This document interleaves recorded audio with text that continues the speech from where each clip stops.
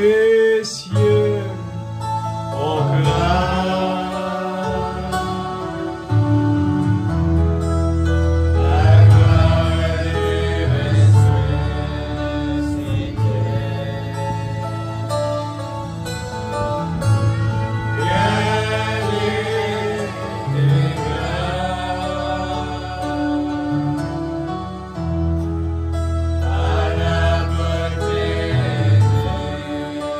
Seigneur.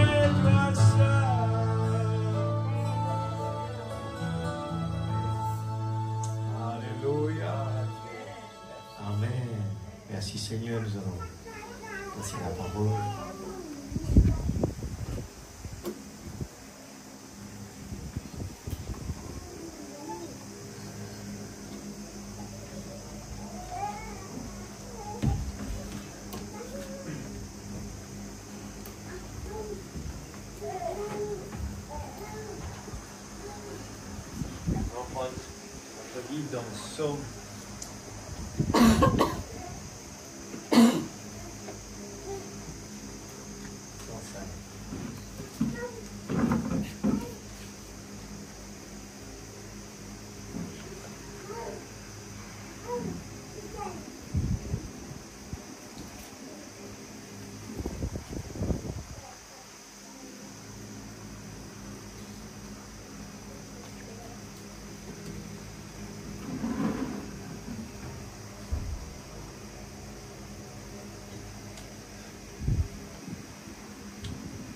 Psaume 105. Alors, on retourne vers ce chant après. On fait que chanter. Nous sommes incapables de tirer des vitamines. Alléluia. Louez l'Éternel, invoquez son nom. Faites connaître parmi les peuples ses hauts faits. Faites connaître. Combien parmi nous, eh bien, nous avons ce désir et de faire connaître au peuple ses hauts faits par notre façon d'agir, par notre façon de parler. Chantez, chantez en son honneur. Amen. Parlez de toutes ses merveilles. Glorifiez-vous de son saint nom. Amen. Que le cœur de ceux qui cherchent l'Éternel se réjouisse. Amen. Amen. Ayez recours à l'Éternel et à son appui. Amen. Les autres, c'est secondaire. Mais d'abord, quand nous avons des problèmes, si nous avons confiance en l'Éternel, nous cherchons recours à lui d'abord. Cherchez continuellement sa face. Amen. Pas l'église seulement, mais continuellement. Souvenez-vous des prodiges qu'il a fait, de ses miracles, de ses jugements, de sa bouche. Prospérité d'Abraham, son serviteur, enfant de Jacob, ses élus. L'Éternel est notre Dieu. Ses jugements s'exercent sur toute la terre. Il se rappelle à toujours son alliance, ses promesses pour 1000 générations. L'alliance qu'il a traitée avec Abraham et le serment qu'il a fait à Isaac. Il l'a érigé pour Jacob en loi, pour Israël en alliance éternelle, disant: je te donnerai le pays de Canaan comme héritage qui vous est échu. Il était alors peu nombreux, très peu nombreux, et étrangers dans le pays, et ils allaient d'une nation à l'autre et d'un royaume vers un autre peuple. Mais il ne permit à personne de les opprimer. Amen. Mais il ne permit à personne de les opprimer. Amen. Et il châtia des rois à cause d'eux. Ne touchez pas à mes oins. Et ne faites pas de mal à mes prophètes. Amen. Je redis cela. Dieu dit, mais il ne permit à personne de les opprimer. Dieu passe-nous dans des épreuves, nous allons l'entendre après, mais personne ne peut pas nous opprimer.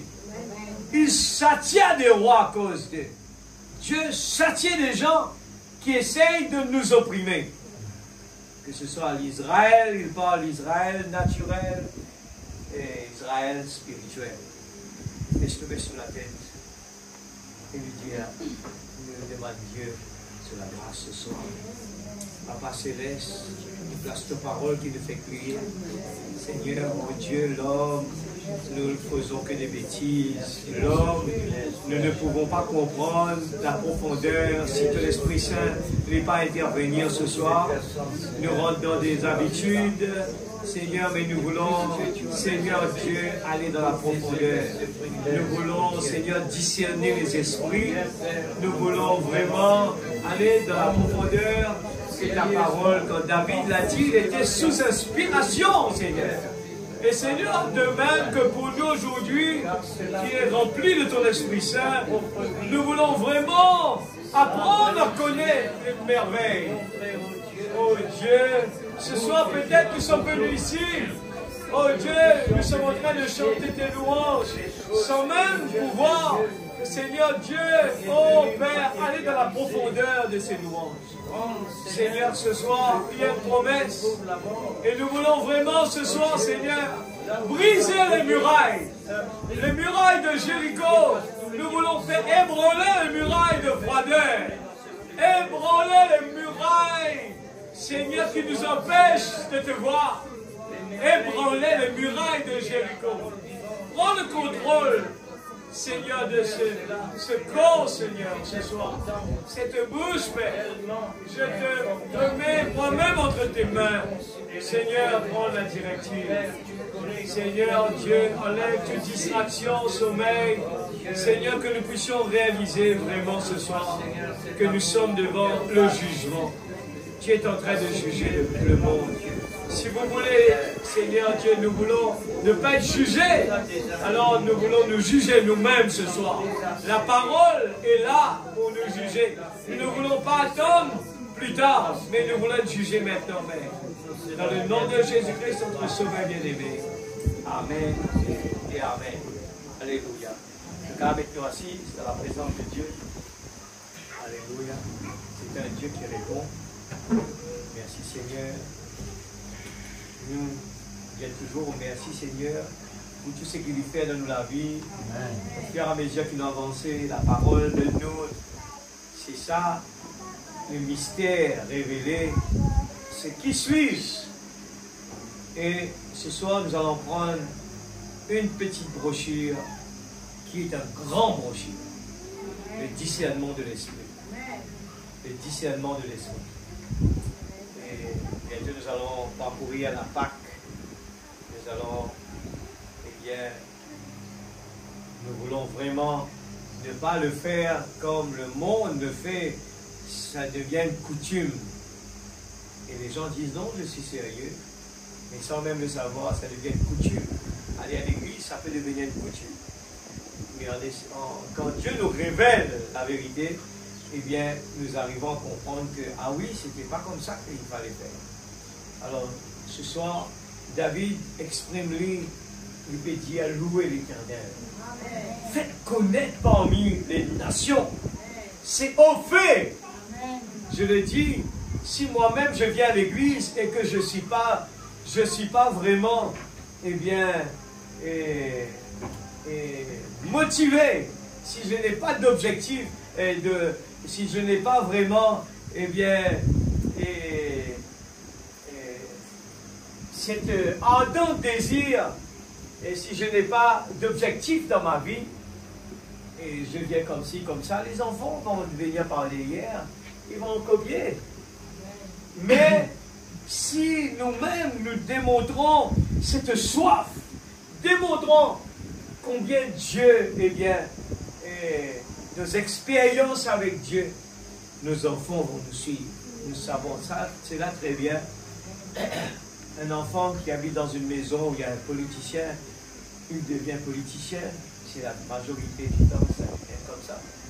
Un enfant qui est dans une maison où il y a un professeur, l'enfant devient... Il y a plus de pourcentage que l'enfant devient un professeur. Si un enfant habite dans une maison où il y a un policier, même si c'est une fille, son papa est policier, la fille devient policière.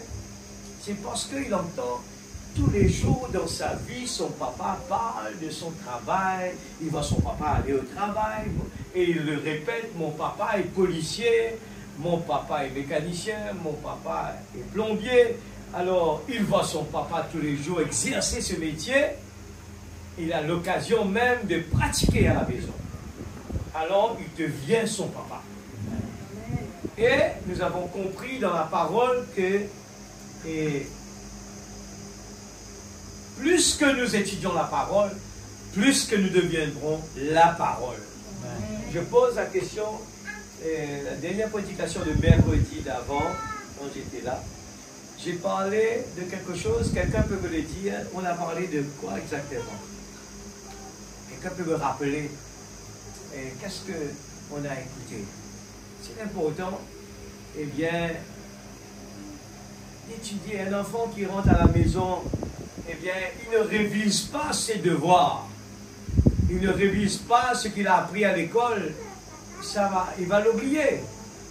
Mais la meilleure façon c'est, eh bien, quand il rentre à la maison, il a pris des notes, il fait des revisions. Il révise, et que ça pénètre à l'intérieur. Donc, quelqu'un peut me rappeler. Parce que si nous avons écouté la parole et que nous avons appliqué cela dans notre vie, je ne pense pas que nous allons oublier. C'est quelque chose qu'on était supposé d'appliquer dans notre vie. Quelqu'un se rappelle de cela? Je pose des questions comme ça parce que cela permet à l'Église de voir est-ce que vraiment il vient à l'Église ou pas? Est-ce que vraiment il a une soif à l'intérieur? S'il y avait une soif, je crois certainement que en partant de là, on a parlé de quelque chose, eh bien, qui, je suis sûr, cela nous a fait que, nous a poussé à, eh bien, d'aller l'exercer à la maison. Alors, peut-être vous allez me dire, frère, je n'étais pas à la réunion. Mais laissez-moi vous dire, sur Internet. Quelqu'un qui n'est pas venu à la maison, à la réunion, il a soif. Ah, je ne pouvais pas venir, mais j'ai fait un effort parce que Dieu a parlé. Et j'ai raté. Et comme nous le savons bien, à l'école, un enfant qui ne part pas à l'école un jour, s'il n'essaye pas d'aller trouver un ami et poser la question, qu'est-ce qu'on a fait à l'école? Et là, on dit, oui, on a étudié ça. Alors, il essaie de le comprendre parce que le professeur ne va pas retourner en arrière, il aura des devoirs, il aura un examen, il va rater. Hein? Alors, laissez-moi vous dire, l'église, l'enfant prodigue, il était malheureux. L'église, moi j'aime bien partager cela. Pourquoi les gens sont malheureux sur cette terre? Parce qu'on a choisi d'être malheureux. Si on veut choisir d'être heureux, je peux vous le dire de tout mon cœur ce soir, que ni votre travail, ni votre voiture, rien dans ce monde que vous avez possédé ne peut pas vous le donner. Je vous le garantis. Peut-être que vous n'êtes pas d'accord avec moi aujourd'hui, mais un beau jour, vous allez me comprendre. Je vous assure cela. Tout ce qu'on peut posséder dans ce monde, c'est temporaire. C'est un accompagnement. Une maison, une voiture, tout ce qu'on peut avoir sur cette terre. C'est un accompagnement. Mais il ne peut pas nous emmener dans une dimension où on se sent vraiment dans une possibilité d'avoir un sourire sur notre visage. De pouvoir, eh bien, tous les jours on se réveille, qu'importe les problèmes, la maladie, les soucis, on peut se dire, à l'intérieur de ma vie, il y a le calme. À l'intérieur de moi-même, je peux vraiment me calmer. Remets ce chant qu'on a chanté là. Remets le chant qu'on vient de chanter. Je vais vous montrer cela. Regarde ça, hein? Deuxième. Alors, le premier, c'est par rapport, je ne l'ai pas choisi par rapport à ça, mais je réalise que les cieux proclament. Et le remonte premier là-haut, la gloire dirait, rien n'est égal. Nous chantons souvent sans même réaliser. Mais laissez-moi vous dire, ce n'est pas bien, ce n'est pas bon si demain, eh bien les choses dans ce monde, notre vie dans ce monde, nous motivent plus que ce que Dieu nous donne, la promesse de Dieu. S'il y en a quelque chose, essayez de réfléchir. Asseyez-vous et réfléchissez dessus. Il ne faut pas que quelque chose nous motive plus que notre vie spirituelle. Amen. C'est important. Écoutez-moi, je parle de tout mon cœur ce soir. Je peux être ici à Rodrigue. Je peux ne pas bénéficier de ce que les Américains vont bénéficier. Je peux ne pas bénéficier de ce que les Mauriciens vont bénéficier. Je peux ne pas bénéficier de ce que n'importe quel pays au monde vont bénéficier. Mais je peux vous dire que cela m'est égal. On va le lire là. cela m'est égal.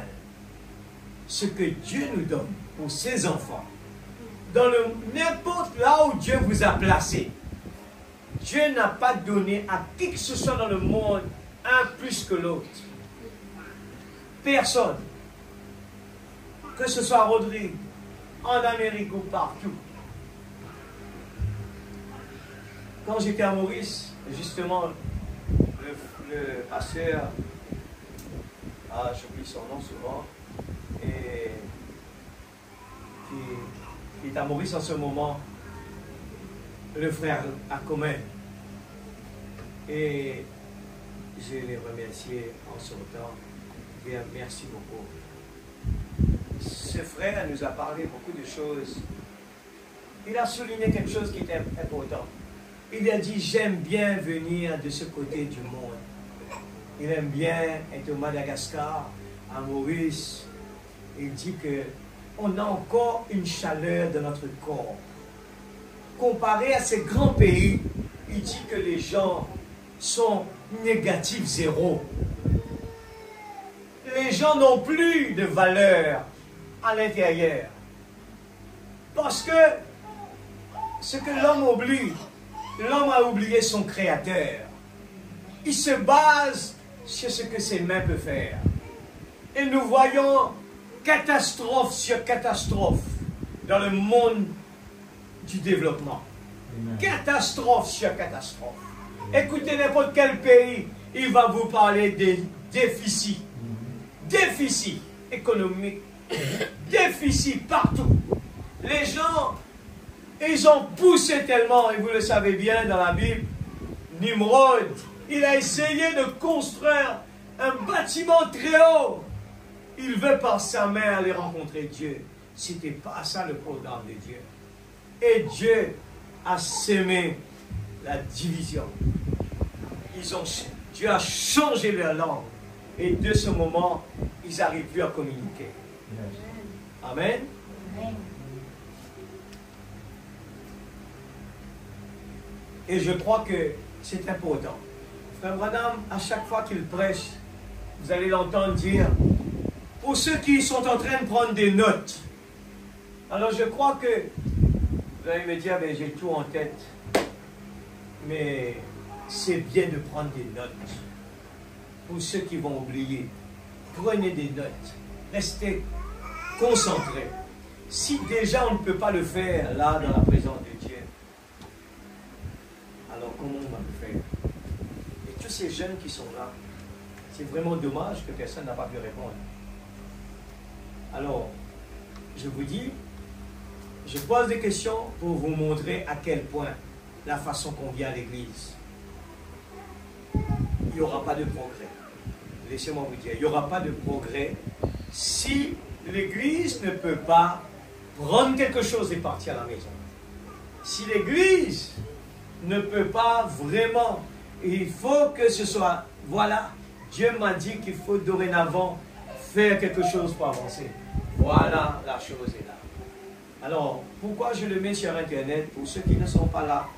Des fois, les gens vont aller fouiller ailleurs. Mais Dieu donne quelque chose pour moi ici. Parce que il sait qu'est-ce que Rodrigue a besoin.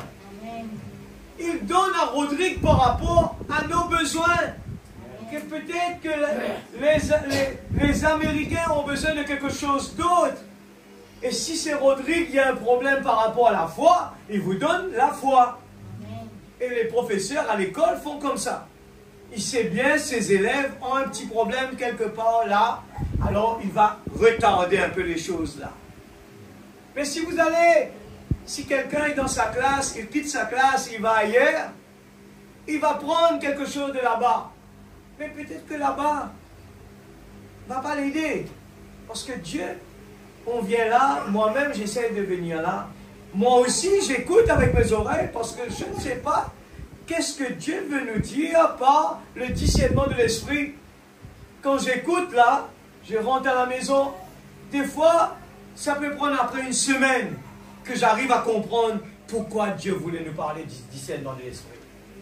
Parce que le discernement de l'esprit, l'action va venir après. Dieu va nous tester et pendant le test, on arrive à comprendre pourquoi Dieu nous a parlé de cela. Ce n'est pas nécessairement qu'on va écouter, on va le comprendre ici. Ce n'est pas nécessairement cela. Dieu va nous révéler en son temps. On va se rappeler, tel jour, telle heure, on a entendu parler de cela. Pourquoi notre prière n'est pas exaucée? Pourquoi cela n'arrive pas? Il y a des raisons derrière cela. Alors j'ai parlé, je vous dis, moi aussi, je n'ai pas de mémoire. Mais le fait qu'au fur et à mesure, on nous parle de cela, regarde, je suis là et ça me vient à l'esprit, ce que le frère a parlé là-bas, eh bien ça me vient à l'esprit, parce que cela m'a touché, et je me suis dit, c'est vrai. Alors, il ne faut pas qu'on arrive à nous laisser emporter, parce que le diable, la parole a dit, la foi de beaucoup va refroidir. Alors nous devons faire des efforts. Et ne pas croiser les bras et dire, Seigneur, donne-moi la nourriture. Et je ne fais pas d'efforts. Seigneur, bénis-moi. Je ne fais pas d'efforts. Ça ne va pas marcher. Il faut que moi aussi je fasse des efforts. Je fais des efforts de mon côté. Et c'est là que la chose va arriver. Dieu veut notre contribution. Alors, Frère Branham a parlé, quand nous allons prier, si nous voulons vraiment, nous avons un problème sérieux. Il faut que nous arrivions à vraiment, comme, eh bien, j'ai fleuré cela rapidement, je n'ai pas pris l'exemple de Anna. Anna était une maman, était une femme qui n'avait pas d'enfant. Et c'était vraiment amer en elle.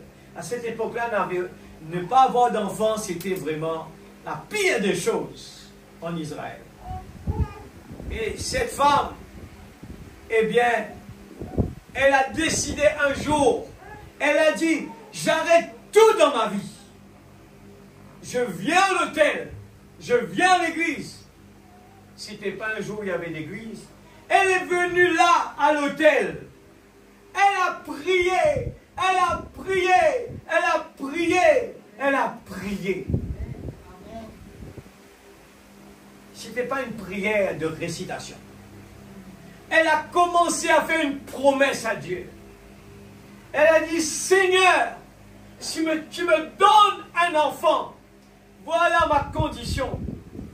Je te promets, Seigneur, que je te l'offrirai, Seigneur. Je te le donne, Seigneur, pour toi. Elle s'est contemplée tout simplement qu'elle a un enfant sur terre. Même si l'enfant ne va pas être chez elle, elle a vraiment accepté de dire, Seigneur, même si je n'aurai pas l'enfant chez moi pour le gâter à la maison, mais au moins je sais que mes entrailles apportent ses fruits, que j'ai un enfant, mais je te l'offre, Seigneur. Il va te servir comme sacrificateur. C'était une condition difficile de l'Église. Pour une maman donner son enfant. Elle a accepté de le faire. Elle a donné son enfant. Ce soir, je parle, si vous vous rappelez bien de la semaine d'avant, la vie d'un croyant n'est pas aussi léger comme ça. Nous faisons tellement de sacrifices pour notre travail. Nous faisons tellement de sacrifices pour notre voiture. Nous prendrons très soin de notre voiture. Si quelqu'un qui aime bien prendre soin, il va le prendre par des fois 1 heure de temps, il va le nettoyer. Pourtant, il va sortir, dans 5 minutes, ça va être sale. Mais ce n'est pas grave pour lui, il veut le garder propre. Sacrifice. Pour notre travail, on se sacrifie des heures et des heures, en dehors des heures de travail. Passons la nuit. Pour quelle raison? Posons-nous la question. Quelle est la vraie raison derrière cela? Il y a une raison. Nous voulons avancer dans la vie. Et c'est vrai, c'est pas vrai. Mais il faut bien réfléchir. Pour combien de temps vous allez bénéficier de cela? L'épouse sait très bien, et bien que l'heure est proche, il ne nous reste pas beaucoup de temps. Mais l'investissement, quel investissement vaut la peine, l'Église? Quel investissement vaut la peine? Investir pour jouir quelques années sur la terre, qui est bien, il n'y a rien de mal dedans. Mais à rester dans la balance est très important. Je parle pour moi-même. Je parle à moi-même tous les jours. Des fois, je cours dans une direction. Après, je réalise. Est-ce que, Seigneur, je suis en ligne avec ta parole? Alors, j'avais pris un exemple la dernière fois. Est-ce que quelqu'un peut me donner cet exemple? J'ai pris l'exemple de Anne, qui a fait une promesse à Dieu. Alors là, donnez-moi l'exemple, eh bien, de ce que j'ai pris. Allez-y, l'Église. J'ai donné un exemple de quelque chose, de quelqu'un qui a fait une promesse, une prière, une promesse. Dieu, si tu m'accordes cela, je te fais la promesse. Ça, c'était un exemple. J'ai pris un exemple dans la Bible. Non, ça c'est à moi, et mon témoignage à moi. L'aveugle Bartimée. Après, ouais, un autre. C'est une promesse bien intéressante. Une promesse à Dieu. Vous savez, je parle de ça avant de sortir, peut-être que je ne vais même presque pas commencer ma prédication, mais c'est important. Je veux vraiment que l'Église progresse. On peut aller dans des réunions de jeunes, on peut avoir des conventions en l'Église. Ça ne servirait à rien si l'Église ne fait pas d'efforts pour qu'il y ait des progrès personnels.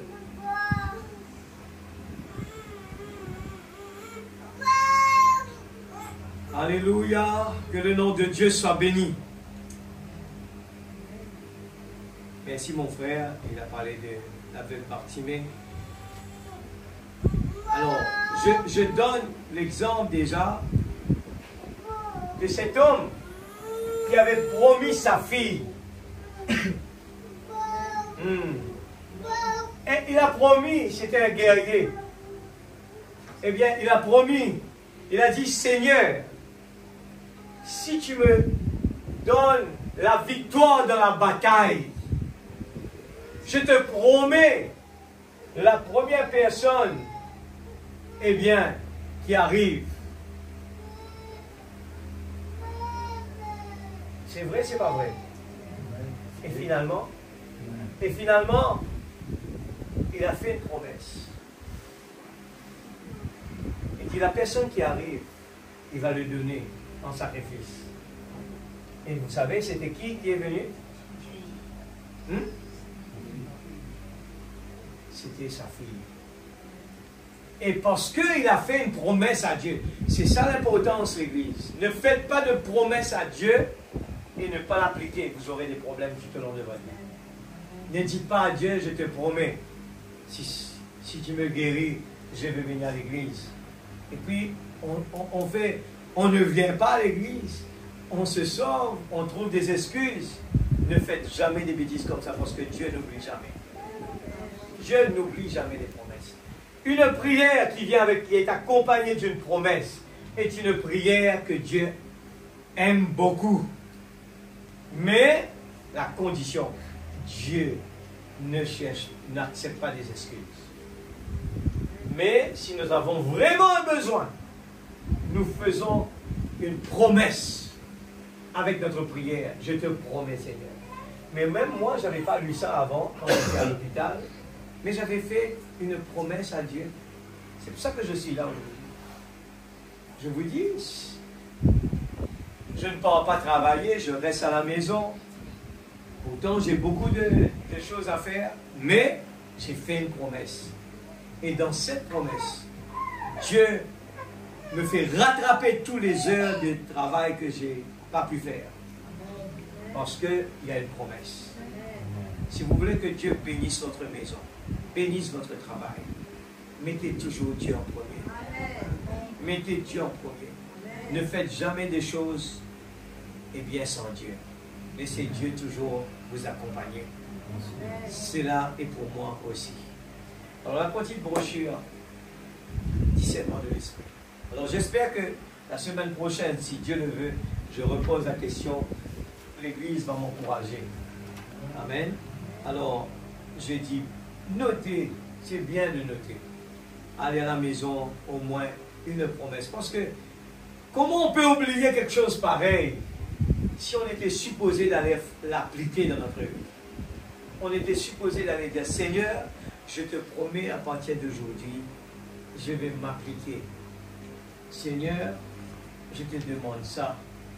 En retour, je te promets de faire ça dans ma vie. Un effort particulier. Plus qu'on fait plus d'efforts, plus que Dieu fait plus d'efforts aussi. Écoutez notre prière. Alors c'est important. Alors je souligne cela. Faites un petit effort, un homework. Calculez combien de temps on est vraiment motivé pour travailler pour les choses que Dieu peut nous donner. Alors, quelle est notre confiance en Dieu? Cela, on peut balancer, on peut mettre dans le poids. Est-ce que vraiment on a confiance en Dieu? Parce que la Bible dit, cherche d'abord le royaume de Dieu et toutes choses vous seront données par-dessus. Quand nous avons confiance en Dieu, nous le mettons toujours en premier. Eh bien, Dieu, qu'est-ce qu'il dit? Cherche d'abord le royaume de Dieu et toutes choses vous seront données par-dessus. Alors, on le renverse. On essaye d'avoir toutes choses, mais on met Dieu secondaire. Alors, on va quitter des crises. Le travail, on va avancer, on va retourner derrière. On va avancer, on va retourner derrière. Et ce n'est pas comme ça. Mettez Dieu en premier. Il est plus tard que nous le pensons, l'Église. Un jour, vous allez dire, je n'avais pas imaginé que c'était aussi près que nous. C'était aussi proche. On va le dire un jour. Je l'ai dit moi-même. Quand j'étais devant, là, arrivé à l'hôpital, et que je voyais la mort devant moi, je sentais des choses que je n'ai jamais ressenties avant.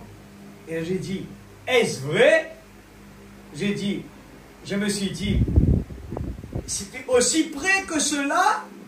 Je commence à penser des choses. Là, on oublie tous nos projets. On oublie tout. On voit le jugement devant nous. Alors, on va prendre la brochure, le discernement de l'esprit, paragraphe 13. C'est important. Toutes ces brochures sont importantes. Il n'y en a pas un plus que l'autre.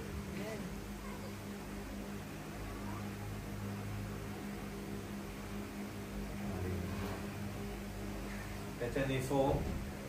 Nous faisons des efforts chaque jour. Si nous aimons Dieu de tout notre cœur, c'est sérieux. Je vous dis sincèrement, ça devient sérieux. La vie sur la terre, je vous dis, ça devient sérieux. Maintenant, en ce jour où nous vivons, il y a tellement de choses en rapport avec les dons. Il y a tellement de gens qui jugent des personnes par des dons qu'elles ont. Est-ce que c'est vrai? Aujourd'hui, les gens croient que si nous allons à un endroit, on voyant quelqu'un en train de guérir, alors on court là-bas, on va se dire, Dieu est là-bas. C'est pas vrai. C'est moi vous dire, c'est pas vrai. Dieu est toujours présent là où 2 ou 3 semblent en mon nom. Je suis là présent. Il ne faut pas mélanger. Frère Branham dit, un don, c'est quelque chose que Dieu a donné à quelqu'un. Mais il n'est pas là à cause de ce don-là. Il est là par rapport à chaque fois que nous nous rassemblons son nom et que nous l'implorons. C'est pour ça que David a dit, célébrez-le de tout notre cœur. Quand nous célébrons Dieu, il faut vraiment qu'on soit poussé à bout à un moment que vraiment Anne a fait une prière. Il savait que Dieu existe et que Dieu est présent. Vous savez quand cela arrive? Ça c'est sûr ça. Quand vous voyez la mort devant vous. Là, vous savez que le docteur vous a condamné. Le docteur pouvez dire, monsieur, il n'y a rien à faire. Là, on croit en Dieu tout de suite. Là, on est vraiment poussé à bout. Parce qu'il n'y a personne d'autre, on ne sait que c'est lui le Créateur. On vient, Seigneur, je te prie. Et là, les larmes commencent à couler. Là, on commence à déployer l'énergie dans notre prière. Mais pourquoi ne pas le faire maintenant? Même que tout va bien. Alors, Frère Branham dit,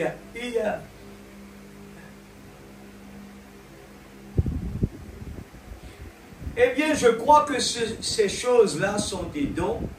Je crois que ce que nous voyons arriver, ce sont des dons. Et ce sont des dons donnés par Dieu. Mais si nous ne l'utilisons pas de la façon correcte, prévue par Dieu, alors nous pouvons faire plus de mal avec les dons que si nous ne les avions pas. Frère Branham dit à cela. Écoute ça, moi, ça. Il dit, l'autre soir, j'ai fait une déclaration à la chair en disant ceci, que je préférerais voir l'amour fraternel exister dans l'Église, même si nous n'avions pas un seul cas de guérison ou autre. Voyez-vous, nous devons savoir pourquoi ces choses sont là. Amen. Frère Branham dit, mon préfère trouve l'amour fraternel dans l'Église, qui l'Église a peine aucun don. Alors, pourquoi quand j'ai lu cela, j'ai vu que des fois, nous mettions beaucoup d'accent dessus,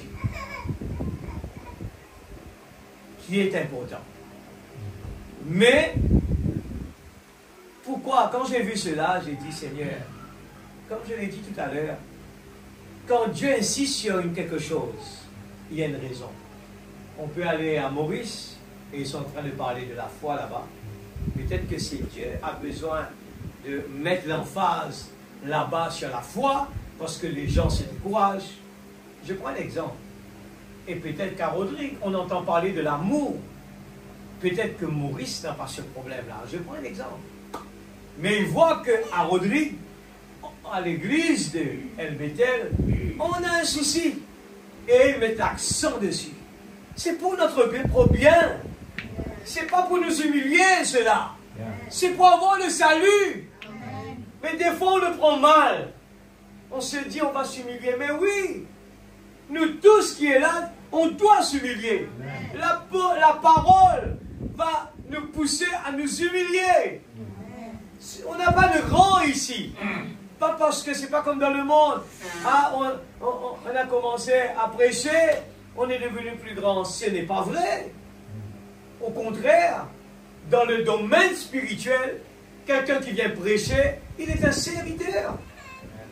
Ici à le plateau, il a préparé la nourriture dans la cuisine, alors que les invités sont les gens honorés. Il faut bien comprendre Dieu. Nous allons 14. Maintenant, si un homme vient et qu'il a un grand don, Frère Branham dit, peu importe qu'il appartienne à notre dénomination ou à une autre dénomination, ne le jugez pas par la dénomination de laquelle il vient. Comprends ça bien. J'ai vu beaucoup dans les domaines spirituels, beaucoup de gens, nous avons parlé dans le passé, sans même avoir eu la révélation dessus. Mais quand j'ai vu cela, j'ai dit, Seigneur, on apprend. On apprend. Frère Branham met l'accent, il dit, nous mettons trop d'emphase sur les types des dénominations. Mais il dit, ne juge personne par quelle église il vient. Mais, il dit, ne le jugez même pas à la façon dont il s'habille, même s'il doit s'habiller bien. Mais, ce que vous voulez voir, c'est ce qu'il essaye de faire avec ce don-là. Alors écoutez-moi bien, chacun de nous qui est là, Dieu m'a donné un don de jouer la musique. Je peux faire du mal à des gens avec ça. Dieu m'a donné un don à chanter. Et regarde qu'est-ce que le prophète parle de cela. C'est important d'écouter ça.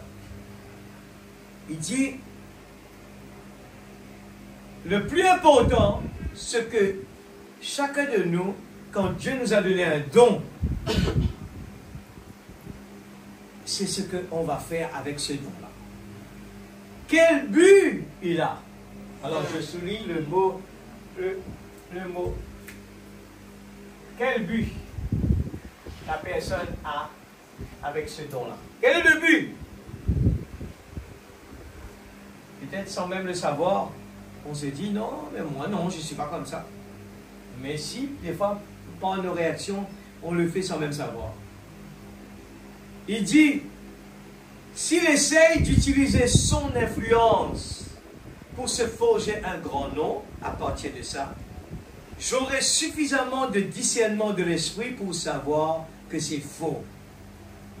Si demain, Dieu nous donne un don et on est là avec ce don, et que si ce don-là, il faut bien prendre le temps de réfléchir. Hein?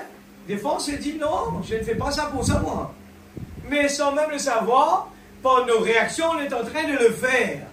Il faut avoir le discernement de l'esprit pour savoir est-ce qu'on est en train de l'utiliser bien ou pas. Est-ce que je chante comme il le faut ou bien pas? Alors, nous le savons très bien qu'il y a trois choses que le prophète a soulignées. La popularité, la femme et l'argent. Ce qui va jeter l'homme par terre. Écoutez cela bien, l'Église. C'est important. Je prends l'exemple de chant parce que je chante. Et si ceux qui sont là connaissent l'histoire de Elvis Presley. Frère Branham dit cela. Elvis Presley a reçu un don de voix. Il chantait des merveilles. Il était à l'église. Il chantait, il était un converti. Il chantait des cantiques. D'ailleurs, on chante des cantiques sans même le savoir de Elvis Presley quand il était converti. Il a composé beaucoup de chants spirituels. Mais un beau jour, parce qu'il avait un don, et les gens commençaient à le flatter. Et son fondement n'était pas bon sur la parole. Et il s'est laissé emporter. Et le diable a eu. Et il est parti avec le don. Mais regardez cela bien. C'est un don que Dieu a donné à Elvis Presley. Dieu ne le reprend pas. Hein? Écoute ça bien. Pas parce que quelqu'un a un don. Ce qui se passe dans le monde. Parce que la personne a un don de guérison. Et n'importe quoi qu'il fait, parce qu'il est en train de guérir des gens, alors Dieu est avec lui. Il désobéit à la parole, on se dit, mais voilà, Dieu est en train de guérir à travers de ses mains, même s'il est en train, il est en train de vivre une vie de débauche, alors on se dit, ce qui veut dire Dieu ne prend pas considération à sa vie personnelle. Non, quand Dieu donne un don, il le donne. Il l'a donné. Mais le don ne fait pas la personne rentrer dans le royaume de Dieu. C'est tout simplement un don. Nous continuons. Alors, frère Branham dit, le don de discernement, même qu'il est en train de faire quelque chose de bien, mais il doit sonder.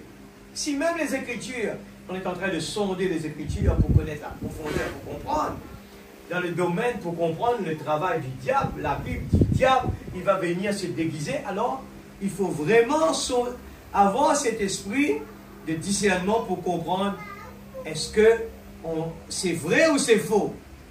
Alors, peu importe que ce soit un grand enseignant, qu'il soit puissant, qu'il soit intellectuel, ou de quelle façon son don opère, s'il n'essaie pas de réaliser quelque chose pour le bien du corps de Christ, votre propre discernement spirituel vous dirait que c'est faux. Peu importe que ce soit précis, que ce soit parfait ou autre, c'est faux si ceci n'est pas utilisé pour le corps de Jésus-Christ. Je viens ici pour prêcher la parole. si j'attends à ce que l'Église me fasse des éloges, Frère Branham est en train de dire que c'est faux. Alors, la seule chose que Dieu attend de nous, c'est que chaque fois qu'on va se mettre toute une journée à se consacrer pour préparer la parole, il faut que le désir dans son cœur, c'est que cela puisse bénéficier à l'Église. C'est qu'on peut voir l'Église progresser.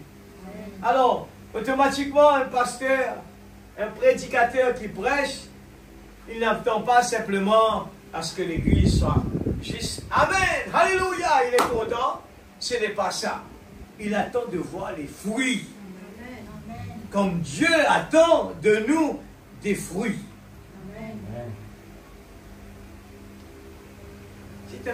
Ce n'est pas une prédication nouveau qu'on entend ce soir. Mais pourquoi Dieu est en train de le redire, c'est à nous de voir.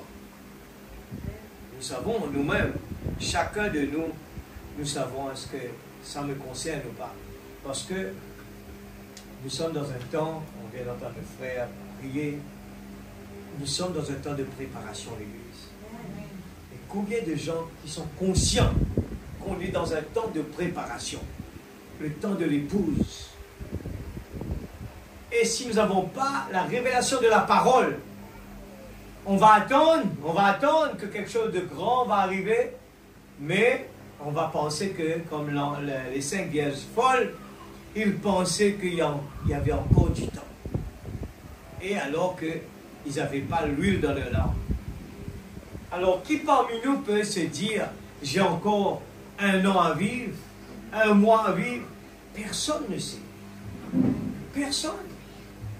Et les gens partent tous les jours l'église.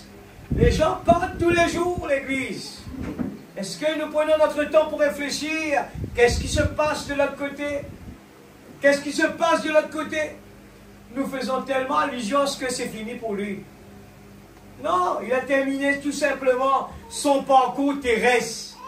C'est maintenant que ça commence là-bas. La chose que tout le monde, attend avec impatience. Ce moment de retourner à l'origine. Alors qu'est-ce que ce soit un grand ou pas, mais il faut que ce soit, la personne doit, par le don que Dieu lui donne, que ce soit les chants, la musique, la prédication, on n'est pas là pour dire, El Bethel Tabernacle chante bien, El Bethel Tabernacle, un grand prédicateur, El Bethel Tabernacle, là-bas chez nous, il y a la guérison divine. Ce n'est pas ça. On fait fausse route. Nous sommes dans le corps de Christ, et notre domaine, c'est de faire les gens rentrer dans l'auberge, rentrer dans la bergerie. Notre devoir, Dieu ne nous a pas demandé, s'il y en a une âme qui est ajoutée à El Bethel, il y a la joie dans le ciel. Jamais il a dit ça. C'est un travail commun. C'est un travail de rassemblement que Dieu est en train de faire. Mais chacun a sa responsabilité. À Maurice, ils ont leur responsabilité. En Amérique, ils ont leur responsabilité de propager la nourriture.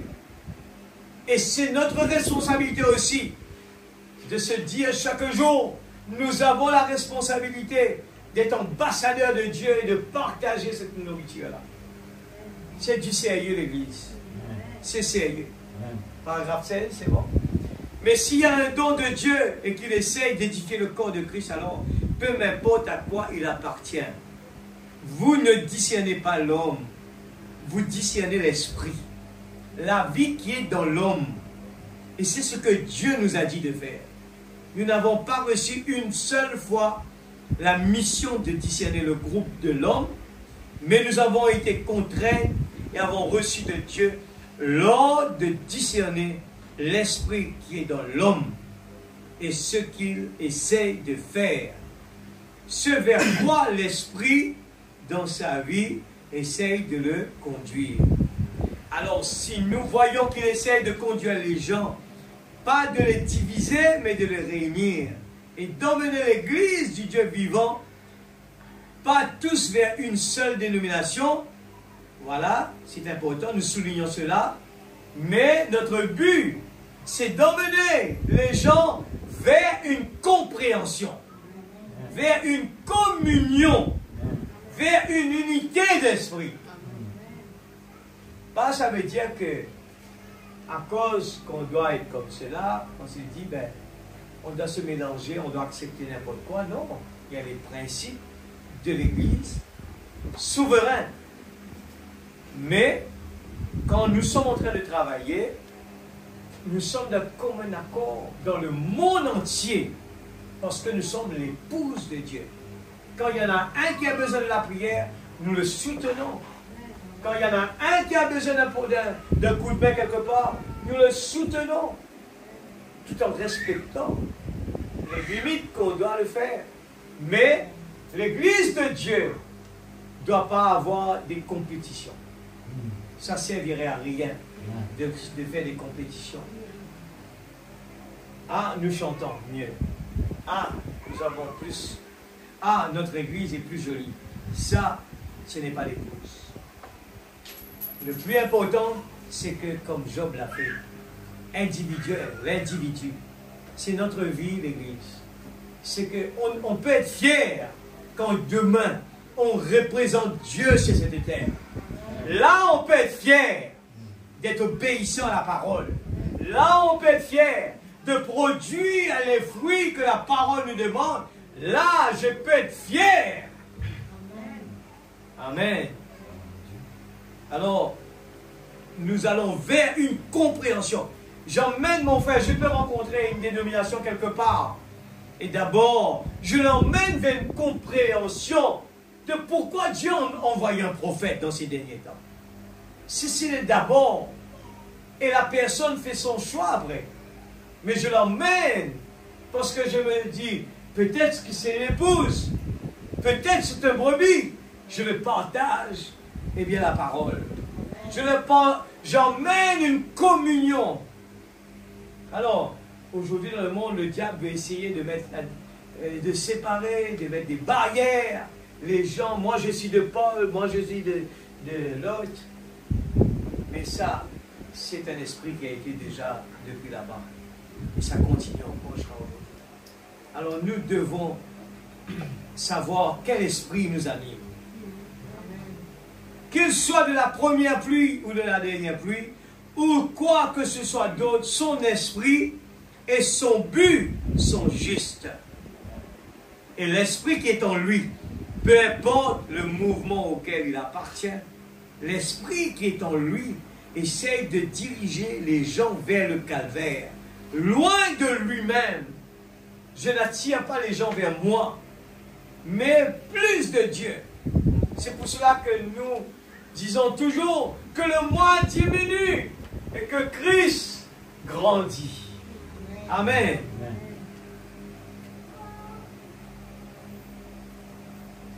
L'esprit qui est en lui essaie de diriger les gens vers le calvaire, loin de lui-même.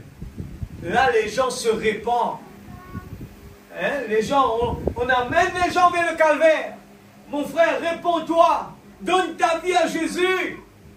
On n'emmène pas les gens vers une dénomination, vers une organisation. L'organisation va le tuer. L'organisation ne possède pas l'Esprit de Dieu pour l'entretenir tout au long de sa vie. Quelque part, il va faillir. Parce que c'est une organisation. Il peut avoir des indications, comme les 10 commandements, un mot à l'église, il le respecte par lit, comme ça. Mais quelque part, il va faillir. Parce que l'Esprit de Dieu n'est pas entré en lui. Il va falloir l'esprit de la repentance. Il va falloir l'emmener au calvaire. Il va falloir qu'il se dépouille de lui-même. Et là, un mot à l'église, automatiquement, est appliqué. On peut dire avec un enfant, à la maison, je peux dire, n'allez pas au cinéma, ne bois pas, ne fume pas, ne mange pas comme ça. Demain, quand il sera seul, il va le faire encore. Parce que c'est sa vie, ça. Il aime cela. Mais le jour que nous emmenons notre enfant à être converti à une vraie nouvelle naissance, à un vrai baptême du Saint-Esprit, l'Esprit de Dieu qui est entré en lui va l'emmener, eh bien, à cette vie-là. C'est ce qui se passe avec beaucoup de gens. Pourquoi les gens, au cours de route, tombent? C'est parce qu'il n'y a pas eu une vraie nouvelle naissance dans la vie. Pourquoi les gens se découragent sur la route? Il y avait eu, ouais, j'étais parti au camp de jeunes, là-bas, il y avait eh bien, on sentait vraiment la présence de Dieu. Et si vraiment l'Esprit de Dieu m'animait, cela ne peut pas rester là-bas. S'il y avait le Saint-Esprit en moi, je l'emmène partout avec moi. Amen. Je dois l'emmener avec moi. J'ai été béni là-bas, c'est vrai, c'est bien bon. Et je retourne, j'ai fait des expériences. Et cela m'aide à faire des pas additionnels dans ma vie spirituelle. Et quand je retourne, l'Esprit Saint est toujours là. Et je l'emmène partout avec moi. Il y a à l'intérieur de moi quelque chose qui brûle à faire le travail de Dieu. Vous demandez à n'importe quel serviteur de Dieu, qui aurait souhaité venir là se sacrifier et venir là partager la parole juste pour avoir un titre? Mais moi-même, j'allais partir tout de suite. Mais Dieu nous a placés sur cette terre. On est là principalement pour le servir, pour le célébrer, pour l'adorer. Amen. Nous avons terminé avec 16? Non? Alors, au loin de toute autre chose, c'est là. Mais le seul but qu'il y a, c'est le diriger vers le calvaire. Peu lui importe d'être connu ou pas. Écoute ça bien. Peu un jour, tu sais le travail qu'il veut faire. Personne, pas causement en grand. Donne-moi un certificat, pas causement en grand. Mon pas peur de ça, moi. Peu lui importe. Même si son propre mouvement, ce qui est bien, voyez-vous, un serviteur de Dieu n'attend pas que les gens viennent le taper à l'épaule. D'ailleurs, la Bible, on voit les exemples qui est là. Ce n'est pas le cas dans la Bible. Quand Jésus était sur la terre, il n'a pas été apprécié. Il n'a pas été quelqu'un que les gens, eh bien, l'emmenaient toujours bien haut. Quand il y avait des guérisons divines, les gens l'aimaient. Mais après, quand il a commencé à prêcher la parole, il était tout seul. La plupart étaient partis. Et il ne restait que 12 personnes. Alors des fois, on se dit, quand tout le monde parle, ça veut dire que ça va mal. Non, c'est la Bible. C'est scripturaire. Il y a beaucoup d'appelés, peu d'élus. Alors qu'on est dans la vérité, il ne faut pas attendre à ce que les gens vont venir faire des éloges pour vous, que vous aurez vraiment, eh bien, un chemin, eh bien, de fleurs. Les gens vont vraiment vous ignorer. C'est là qu'on sait qu'on est dans la vérité. On continue. Mais on n'attend pas de ça. C'est bon qu'ils soient méthodistes, presbytériens, catholiques, romains ou quoi qu'ils veuillent être par dénomination. Eh bien, 18. Un prophète du Nouveau Testament est un prédicateur. Nous savons tous cela. N'importe quel ministre qui est prédicateur est un prophète. Un prophète du Nouveau Testament, s'il prophétise ou prêche, non pour s'édifier sur lui-même et se faire un grand nom, ou pour édifier son organisation. Bien qu'il devrait être dans une organisation, me voici moi, sans organisation. Mais prêchons que vous devriez vous y trouver, c'est juste. Chaque homme devrait avoir une église où il se sent chez lui. Amen. Si un homme est patriotique, et combien plus forte raison venir à l'église, on doit vraiment être fier, on doit aimer être là. Quand on fait des efforts, on vient nettoyer, on donne son transport, on nettoie, on peint l'église, on donne ses dons. Amen. Mais nous voulons le faire du profond de notre cœur, sans attendre en retour que notre nom est cité. Il y a des gens qui peut-être, à certains moments, ils attendent à ce que les gens citent leur nom. Si c'est bon, mais la personne ne doit pas le prendre. Ah, j'attends, le pasteur n'a pas cité mon nom, j'ai fait ça. On n'attend pas cela. Si vous le dit, ok. Mais on ne vient pas à l'église. Je vais écouter ce que le pasteur va dire, qu'est-ce que j'ai fait. Non! Là, ça ne sert à rien. J'ai fait ça. Au contraire, si c'était possible de le faire sans que personne soit au courant, c'est beaucoup mieux pour moi. Amen. Chaque homme doit avoir une église, c'est bien. Voilà. Une église où il se sent chez lui. Vous devriez avoir un endroit. Alors, je ne comprends pas pourquoi les gens restent à la maison. Vous devriez avoir un endroit. Et non pas simplement flotter. Venir, pas venir, un petit moment pas là. Ça, ce n'est pas vraiment quelqu'un qui se sent chez lui. Qui c'est devenu un must. J'aime venir adorer Dieu. J'aime vraiment être dans la présence de Dieu. Et regarde qu'est-ce qu'il dit. Regarde les principes qu'il a dit. Et non pas simplement flotter ça et là, mais avoir un endroit où vous allez à l'église. Et vous l'appelez votre église fière. Il faut être fier, je dis. Moi, j'appartiens à l'église interne. Un endroit où vous payez votre dîme. Et un endroit où vous aidez à soutenir la cause. Faites votre choix. Mais alors, ne coupez jamais la communion avec cet autre homme parce qu'il n'appartient pas à votre groupe. Vous voyez? Discernez son esprit et voyez s'il a le même but dans le cœur. Alors, vous avez la communion l'un avec l'autre. Vous travaillez pour une grande cause, c'est la cause de Christ. Je crois que c'est parfaitement vous. Alors, dans le monde naturel, quand nous faisons un business, nous ne faisons rien contre personne. Moi, quelque chose du monde. Mais quand nous faisons un business, c'est autre chose. Alors d'abord, nous prenons renseignement sur la personne, comment il était, s'il sérieux, s'il travaille.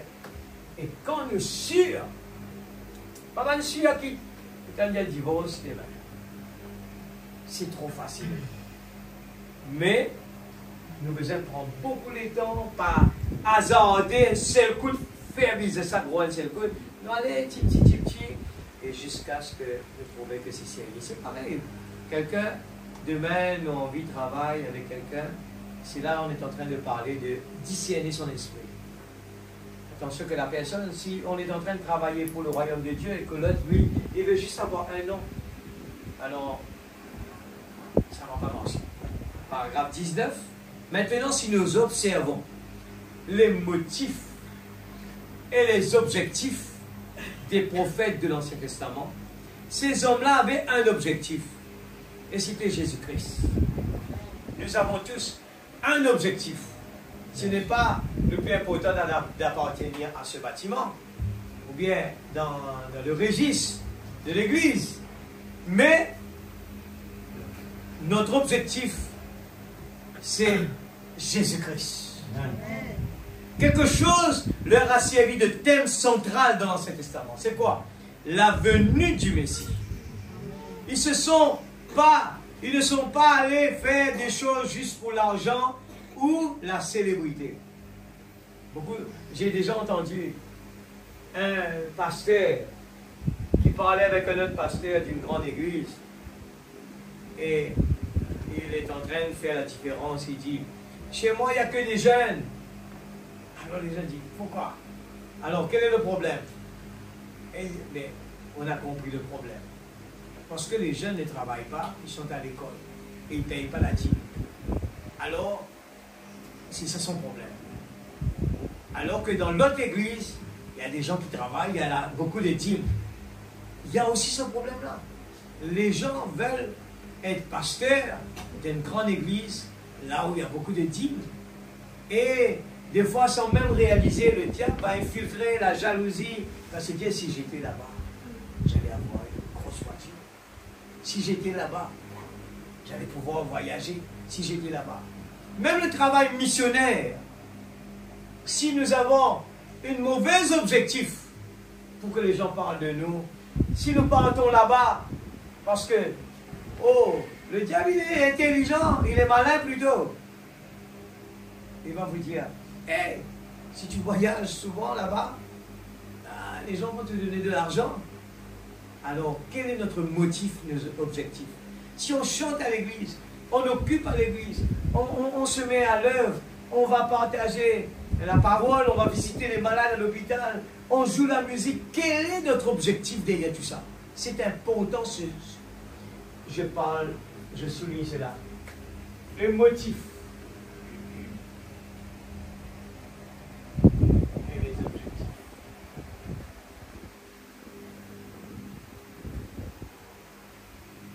Quelqu'un qui travaille pour le royaume de Dieu, même s'il n'est pas connu, même s'il est une église petite, même que les gens, eh bien, ne le considèrent pas, on vient de lire qu'est-ce que le prophète a dit. Cela n'est rien pour lui. Cela ne le fait pas mal, parce qu'il est en train de travailler pour le royaume de Dieu. Il fait, eh bien, en tant que responsabilité que Dieu lui a donnée, Dieu lui a mis là, eh bien, il continue le travail. Même s'il y aura 2 personnes à l'église, le travail doit continuer. Parce que c'est pour Jésus. Et ces hommes étaient à tel point remplis de l'esprit qu'ils ont parfois agi comme l'esprit qui était en eux. Il prend l'exemple de ces hommes de l'Ancien Testament. Il dit ces hommes étaient à tel point remplis de l'esprit qu'ils ont parfois agi comme l'esprit qui était en eux et qu'ils ont parlé comme s'il s'agissait d'eux-mêmes. Remplis du Saint-Esprit, je comprends cela, tellement remplis du Saint-Esprit qu'à certains moments, nous oublions si mon m'appelle Fanny. Arrive le moment, on comprend que c'est Dieu même qui fait travailler. Alors, une fois, madame qui dit cela. Regardez comment l'Esprit de Dieu a fait agir ces hommes-là. Paragraphe 21. Prenez simplement le prédicateur aujourd'hui. S'il a le baptême du Saint-Esprit, il sait que s'il prêche cette parole, cela va diminuer sa popularité. La véritable parole ne donne pas la popularité, mais il va diminuer au contraire la popularité. Faites bien attention. Quand si on entend notre nom, eh bien parler très fort, on doit se dire, est-ce qu'on est sur le bon chemin ou pas? Il dit, cela va diminuer sa popularité. C'est quoi? En prêchant la véritable parole. Cela va le mettre dans une toute petite église quelque part. Ou peut-être même dehors, dans la rue, il n'aura même pas d'église. Les gens ne vont pas le considérer. Et souvent, nous, l'homme, quand les gens ne considèrent pas quelqu'un, on croit qu'il n'est pas dans la vérité. On cherche la majorité. Quand la majorité dit il est bon, on croit que c'est Dieu. Mais on ne regarde pas ce que Dieu lui-même dit. Mais il sait que quelque chose brûle dans son cœur. Il voit la venue du Seigneur. Tout ce qu'il prêche. Il y a quelque chose à l'intérieur de lui. Il ne veut pas arrêter. Pourquoi? Il veut dire, sa voix le dérange. Il a des problèmes à la gorge, mais il crie. Pourquoi? Parce qu'il voit la venue du Seigneur. Et il veut crier. Faites un effort, l'église. Parce que le pasteur veut voir toutes les personnes arriver. Il ne veut pas voir la première chose qu'il va faire. Il va vérifier est-ce que Billy Paul est là. Est-ce que l'autre est là? Et c'est le fardeau de chacun. Si on crie à la chair, c'est parce qu'on voit les gens en train de jouer. On voit les gens que ce n'est pas leur priorité. C'est pour ça que je pose des questions comme ça. Si quelqu'un n'est pas venu à l'église, est-ce qu'il a fait des recherches pour dire, frère, qu'est-ce qu'on a dit aujourd'hui? Est-ce qu'après l'église, est-ce qu'on a encore cette choses à l'intérieur qui brûlent dans notre cœur, on continue à parler de cela. Je vous dis, j'ai fait cette expérience. Quelque chose qui m'a touché, je ne peux pas l'oublier. Après la réunion, je continue à débattre dessus. Ah, le frère Inter a dit ça. Ah, le frère Inter a dit ça. Ah, cela m'a touché beaucoup. Et je pars vers lui pour le dire. Merci beaucoup. Peu lui importe d'avoir une grande église ou une petite église. Peu lui importe d'avoir la nourriture pour aujourd'hui ou pas de nourriture du tout. Peu lui importe d'avoir de bons habits ou de bons habits ou pas de bons habits. Il est seulement soucieux d'une chose. Et c'est précisément cette vie qui est en lui qui s'exprime. Il essaye de réaliser quelque chose pour la gloire de Dieu. Et cet homme, en faisant ainsi, va agir selon la vie même de l'Esprit qui est en lui. Me suivez-vous? Il va manifester cela. Je dis personnellement, moi qui est débutant, je l'écoute moi-même, je dis Seigneur, je veux que cela, quand j'étais en train de le lire, je dis Seigneur, applique cela en moi. Parce que laissez-moi vous dire, c'est trop facile. Que quand on a travaillé, l'homme il est comme ça, il attend en retour que les gens vont lui dire très bien, très bien, très bien. Ah, tu sais ce que j'ai fait pour lui, regarde qu'est-ce qu'il me fait aujourd'hui. L'homme est comme ça. L'homme fait des reproches. Alors que quand on fait quelque chose de bien, quand on a fait quelque chose de bien, on ne reproche pas si on a l'Esprit de Dieu. Même si on perd, on va le lire là, même si on perd, c'est pas grave. J'ai fait l'action. Dieu va nous récompenser pour cela. N'attendez pas en retour. Nous, on attend trop. J'ai fait ça, j'ai fait ça, j'ai fait tellement pour Rodrigue. Rodrigue, qu'est-ce que tu fais pour moi? Un enfant de Dieu qui a l'Esprit de Dieu en lui ne pense pas comme ça. Regardez Moïse lorsqu'il vint le temps pour lui, ce qu'il manifesta toute sa vie. Ce fut l'Esprit de Christ, car Christ était en lui. Christ était en Moïse avec mesure. Par exemple, nous pouvons remarquer que Moïse est né pendant un temps de persécution. Ce n'est pas un temps facile. On tuait les enfants simplement pour pouvoir se saisir de lui. Exactement comme ils l'ont fait pour Jésus. Et nous voyons que lorsque les enfants d'Israël ont désobéi d'une façon telle que Dieu était en colère contre eux, et qu'il a dit à Moïse, mets-toi de côté, et je vais tous les détruire, et je te prendrai toi, et ce sera une nouvelle génération. Moïse s'est jeté en travers du chemin du jugement de Dieu, et a dit, prends-moi avant de les prendre, et d'autres termes. Avant que tu puisses te saisir d'eux, tu devrais me passer dessus. Et frère Branham dit, regarde la vie de Jésus en Moïse. Il a accepté de perdre sa vie pour protéger. Et vous savez, même Abraham a dit, si on a 100, si on a 50 personnes, eh bien en réalité, il n'y avait personne. Il essaye l'Esprit de Dieu, comme étant Jésus, essaye de protéger les enfants de Dieu. Et frère Madame dit, c'est l'Esprit de Dieu. Paragraphe 25.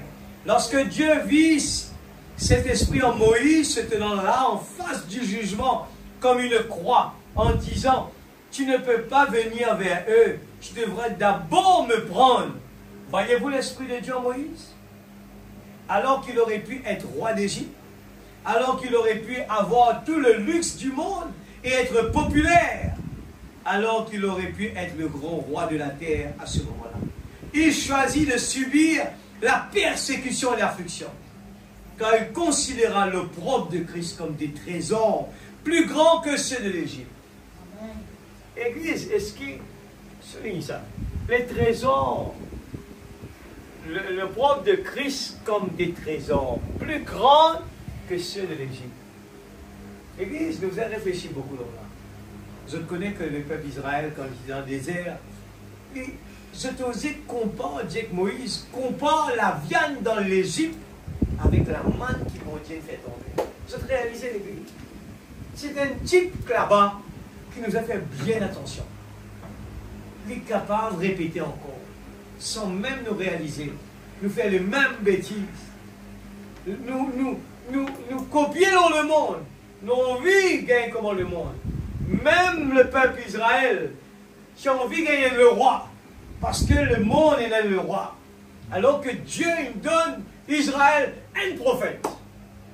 Et ceux qui me préféraient, le prophète peut dire, mais c'est pas bien, hein? Bon Dieu peut cause avec eux, ça devrait être prophète, peut dire, qu'on prend la guerre, et bien, et protéger eux, peut dire, qui vous a fait. Non, nous voulons un roi. Et je tout connais après. Même il dit, je t'explique, les autres enfants pour la guerre. Non, pas fait rien. Nous sommes les rois. Dieu tout le temps donne-nous le choix. Cherche d'abord le royaume de Dieu. Après, moi, vous donne toi tout ce que tu as besoin. Nous remercions. Nous cherchons toutes les choses. Après, le Seigneur donne-nous le royaume de Dieu.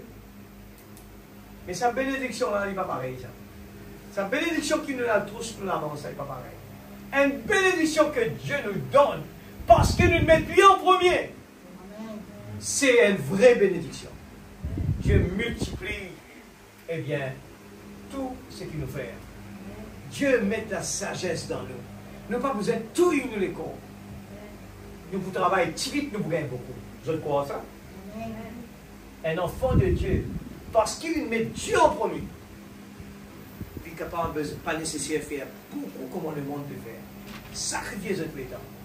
Nous sacrifions le temps pour nous. Dieu donne-nous tout ce qu'il a besoin. Mais nous ne pas faire travail pour ça. Nous ne pas faire ça pour nous gagner ça. Parce qu'il dans nos cœurs, nous ne sommes pas attachés à ça. Nous nous pouvons dire, Seigneur, nous on vient une bonne fois, le changement du corps. Nous on vient une bonne fois, retourner à l'origine. Tant qu'il nous prenons la révélation, qui suis-je, nous pouvons galoper derrière ce monde-là. Et le jour que Dieu ouvert nos yeux, nous pouvons comprendre, nous pouvons dire, on comprend que c'est un frère là qui fait les fermer dans la case, il passe au petit. Et s'il va tu faisais travail, meilleure place. Moi par là. Ce monde, il n'y a rien de bon, l'église. Il n'y en a rien. Il n'y en a rien. Il n'y en a rien de bon. 25, fini, hein? Et lorsque Dieu vit cet esprit en Moïse, en se tenant en face du jugement comme une croix, et en disant, tu ne peux pas venir vers eux, tu ne peux pas venir vers eux, tu devras d'abord me prendre.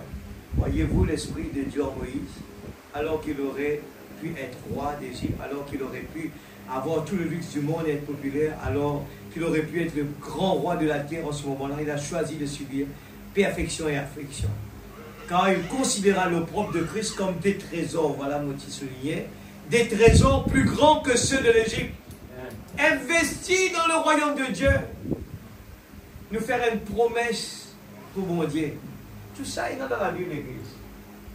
Il dit, Seigneur, je me promets de toi, la fin du mois, frère là peut parler de ça, dans ça.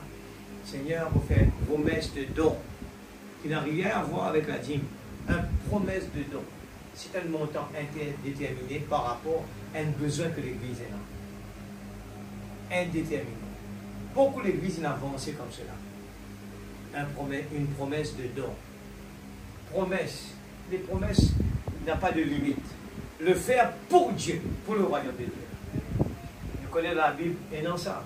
Et dans ma Dieu, ils vendent tout ce que c'était non. Et donnent ça à l'Église pour le programme de Dieu. Et nous tendez l'Église, le pasteur il parle de l'école des enfants. Mais il n'y a pas de place vraiment pour le faire. Comme cela doit être.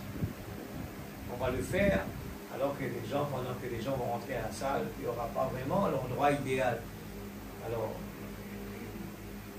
les enfants de Dieu, pas bien droit manque d'un an. Et c'est moi le désir de là. Si vous n'avez plus là, vous n'avez pas arrivé. Mais si Dieu dit, mais parce que ton intention est bonne et qui est vraie, tu as besoin de ça, alors on a de la part.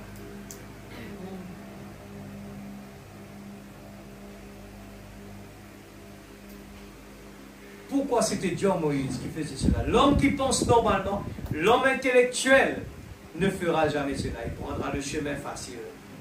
Est-ce qu'il aura le chemin facile? Ainsi, peu importe combien Moïse semblait être un fanatique, il essayait, voyez-vous. Il était un véritable prophète de Dieu parce qu'il essayait de réaliser quelque chose pour le royaume de Dieu. Et Frère Branham prend l'exemple de Joseph. Regardez l'Esprit de Dieu dans Joseph. Regardez ce qu'il fit. Il tint même le rôle de Christ. Il fut haï de ses frères et aimé de son père. Parce que l'Esprit fit la différence. C'était un homme spirituel. Il eut des visions, il interpréta des songes. Il ne le fit pas pour sa propre gloire. Il le fit parce qu'il avait quelque chose en lui, l'Esprit de Dieu. Ah, moi j'aime bien ce conseil. Je dis, Seigneur, merci de nous ouvrir Olivier. Aide-moi, Seigneur, pour à aucun moment, je ne cherche pas à être glorifié, mais que toi, tu puisses être glorifié. Paragraphe 34. De même, aucun serviteur de Dieu ne prendrait la gloire pour lui-même. Aucun serviteur de Dieu non plus ne prendrait un don de Dieu ou autre chose pour essayer de se glorifier lui-même. Mais son but véritable, c'est de faire quelque chose pour la gloire de Dieu. Ce n'est pas juste pour le serviteur de Dieu, c'est pour lui tout. C'est pourquoi vous voyez la même chose aujourd'hui. Nous devons avoir le discernement de l'esprit pour voir une personne et ce qu'elle essaie de faire. Et c'est elle de glorifier Dieu, et c'est elle de se glorifier. L'esprit de discernement, aujourd'hui, les gens n'ont pas de discernement.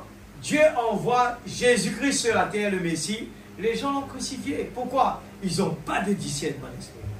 Les gens, Dieu envoie Malachie 4, les gens aveuglés, faute d'avoir le discernement de l'esprit, ils ont rejeté encore une fois le prophète de Dieu.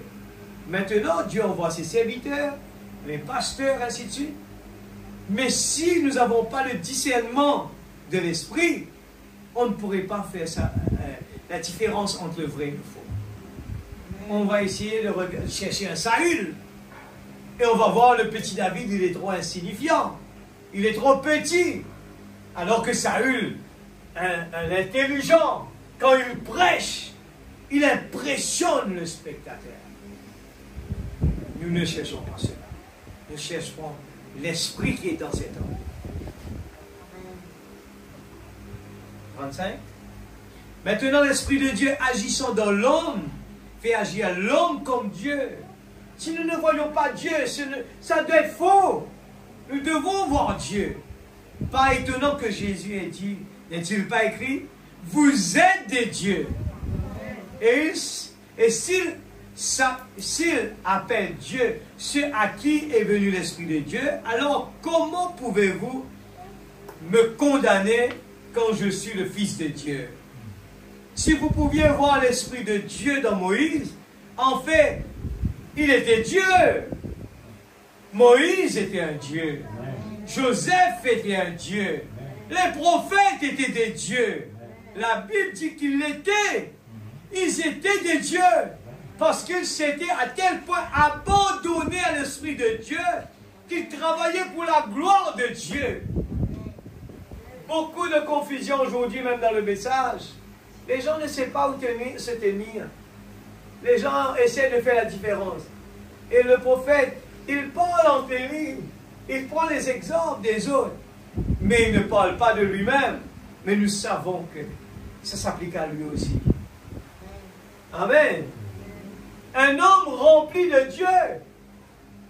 On peut se dire, on voit Dieu en train de marcher devant nous. Amen. Mais nous savons que c'est une enveloppe pour nos cinq sens. Mais tellement il est imbibé de Dieu en lui, qu'on ne voit plus Branham. On voit à l'intérieur de lui Dieu incarné dans l'homme. Amen. Dieu l'a fait dans Elohim. Il a incarné, il a soufflé, il a pris de la poussière, il a soufflé, et il a formé un corps. Et il est descendu dedans, il a rencontré Abraham. Nous sommes tellement limités dans notre tête, notre intelligence, qu'on n'arrive pas à entrer, à pénétrer dans la profondeur de Dieu, dans la pensée de Dieu.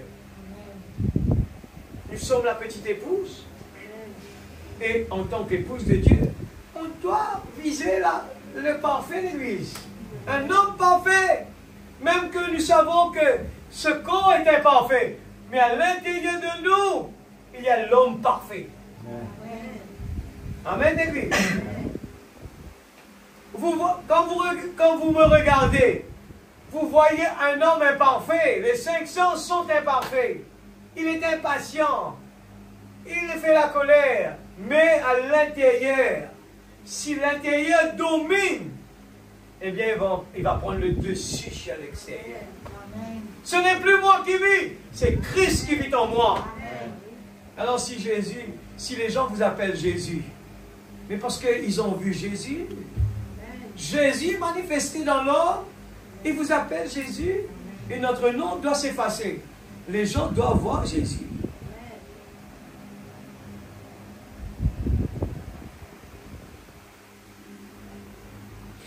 « 36. Lorsqu'un homme est à tel point loin de l'esprit, maintenant que cela puisse pénétrer vraiment profondément sous la 5e côte du côté gauche.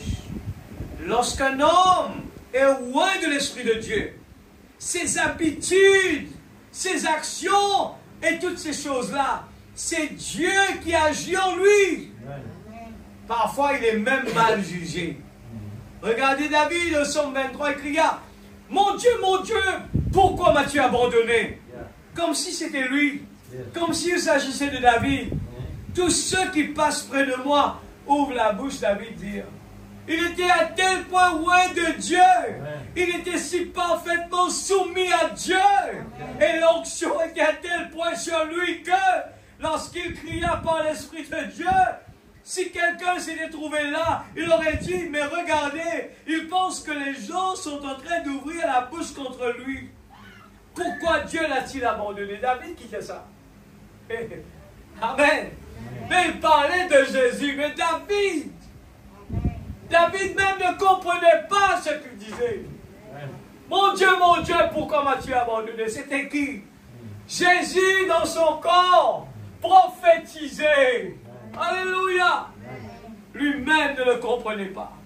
Si nous voulons vraiment que Jésus agisse en nous, donne-lui la première place. Paragraphe 41.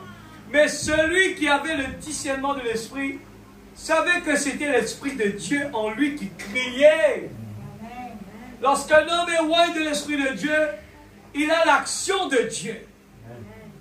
Et l'action de Dieu n'est jamais de nous diviser.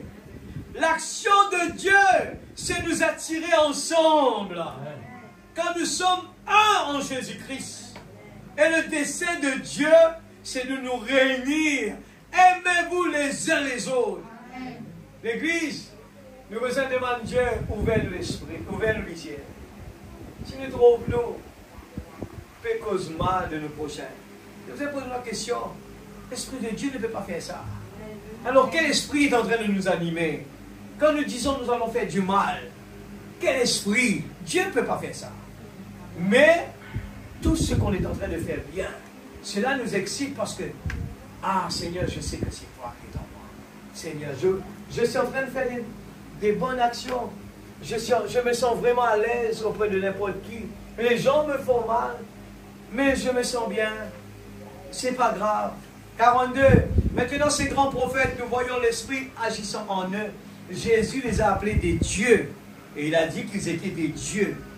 Maintenant, l'Esprit est venu en eux avec mesure. C'est bon? 42.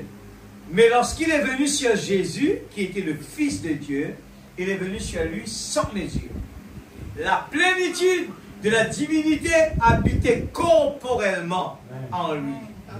Jésus, car il était l'exemple parfait. Il était Dieu de gloire, manifestant la gloire de Dieu aux gens.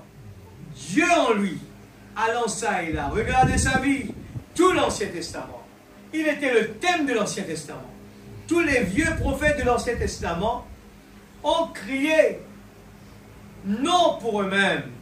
Ils ont crié sous l'Esprit de Dieu, qui les faisait agir comme Dieu, à tel point qu'on les appelait Dieu. Et ensuite, la plénitude de cet esprit fut manifestée en Jésus-Christ. 43. Regardez David, exemple parfait l'Église. On peut clôturer encore une patience, écoute bien. l'exemple parfait pour nous capables de surmonter les problèmes dans le monde. Un du monde, il fait du mal. Patron, il fait du mal. Nous, les représentants, les agents, des fois, nous mal fait, pas vraiment considérer nous. Regarde bien, un enfant de Dieu. Regardez. Un enfant de Dieu, il doit toujours rester tranquille. Laissez Dieu rendre en action. Regardez David lorsqu'il fut détrôné en tant que roi d'Israël, rejeté par son propre peuple, gravissant le mont des Oliviers. David aussi fait ça. Hein? Regarde ça.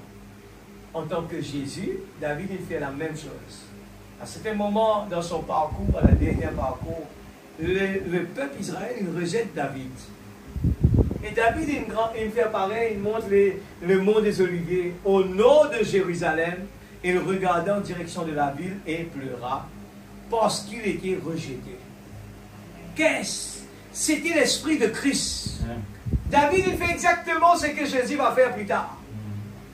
500 ans plus tard, le fils de David, Jésus, s'assit sur la même montagne, regarda la ville en tant que roi rejeté. Et il cria, Jérusalem, Jérusalem, combien de fois ai-je voulu vous rassembler, vos différentes dénominations, etc. Combien une poule rassemble ses poussins, mais vous ne l'avez pas voulu. Combien de fois ai-je voulu le faire? 45. Maintenant, le même esprit qui était en David et qui fut manifesté dans la plénitude en Christ est dans l'Église aujourd'hui, criant aux gens, combien de fois ai-je voulu vous rassembler? Et lorsque vous voyez des séparations, des différences, et la fraternité brisée, et la vie chrétienne l'un contre l'autre, alors cela fait que l'Esprit de Dieu dans votre cœur crie.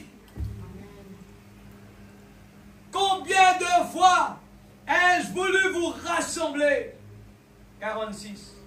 Maintenant, nous voyons comment, lorsqu'il était ici sur terre, il allait ça et là faisant du bien.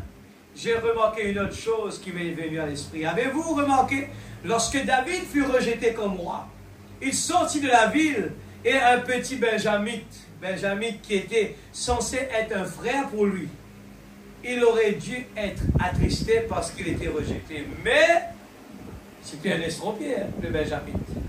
Et il se traînait là avec son infirmité, jetant de la terre contre David et lui disant toutes sortes d'injures et le maudissant au nom du Seigneur. Maudissons le roi David au nom du Seigneur.